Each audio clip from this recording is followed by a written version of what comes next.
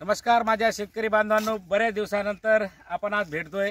मी नवनाथ राठोड, आपल्या सर्व शेतकऱ्यांचं ॲग्रीट्यूबमध्ये हार्दिक स्वागत।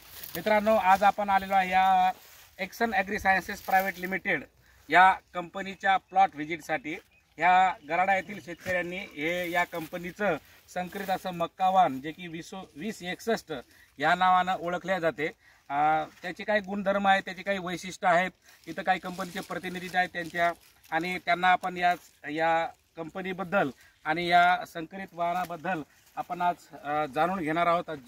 सुंदर अशी माहिती, सुंदर असा मक्का आहे आणि या मक्क्याचे काय काय गुणधर्म आहेत तर आपण आज प्रत्यक्ष साहेबांना आणि शेतकऱ्यांना विचारूया। नमस्कार सर।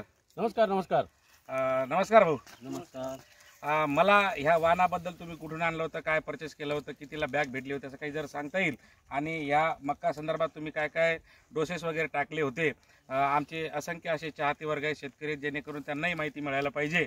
तर मी कंपनीच्या प्रतिनिधी आणि आपणास ह्या मक्का वाहनाबद्दल विचारू इच्छितो। तर सरांनी आम्हाला थोडक्यात असं मार्गदर्शन या ठिकाणी करावं। या पवार सर, तुम्ही सुद्धा या ठिकाणी असं शेतकऱ्यांना आम्हाला मार्गदर्शन करा अशी आमची इच्छा आहे। इकडून या।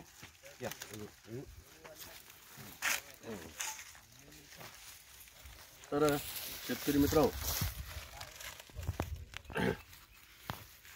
मी मागील 20-22 वर्षापासून शेतकऱ्यांच्या सतत सानिध्यामध्ये संपर्कामध्ये असतो, आणि इथं सगळीकडं जात असताना आमच्या कन्नड तालुका असेल, सिल्लोड तालुका असेल, या ठिकाणी मोठ्या प्रमाणावर मका या पिकाची लागवड होत असते।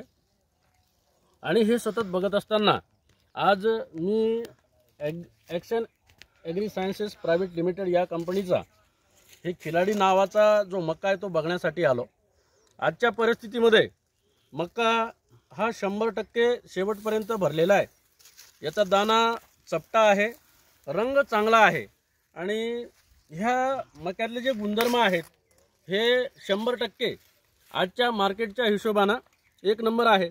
म्हणजे हे तर भुट्टा चांगला आहे, याच्यामध्ये लाईनची संख्या पण चांगली दिसते, रंग चांगला आहे, म्हणजे याच्यामुळं शेतकरी बंधूंना बाजारभाव आपल्याला चांगले मिळण्याचे चान्सेस आहेत। आणि एकंदरीत याचं जे उत्पादन आहे हे एकरी 40, 42, 43 क्विंटलपर्यंत पण यायला पाहिजे, असं एक माझा प्राथमिक अंदाज आहे। दिनेश भाऊंनी हा मका लावला आणि त्यांनी आम्हाला प्रत्यक्ष सांगितलं की बाबा मका माझ्या त्यांच्याकडे दुसरी पण व्हरायटी आहे, आणि त्या व्हरायटीच्या कंपॅरिझनमध्ये खिलाडी मका एकदम चांगला आलेला आहे।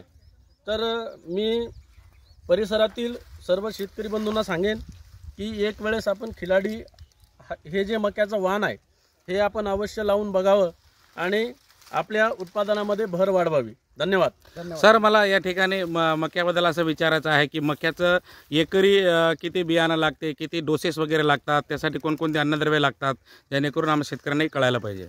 तसं मका जे आहे हे नियोजनावर अवलंबून असणारं पीक आहे, आणि मक्यामध्ये सगळे आता जे वाण आलेले आहेत हे सिंगल क्रॉस वाण आणि हायब्रिड वाण आहेत।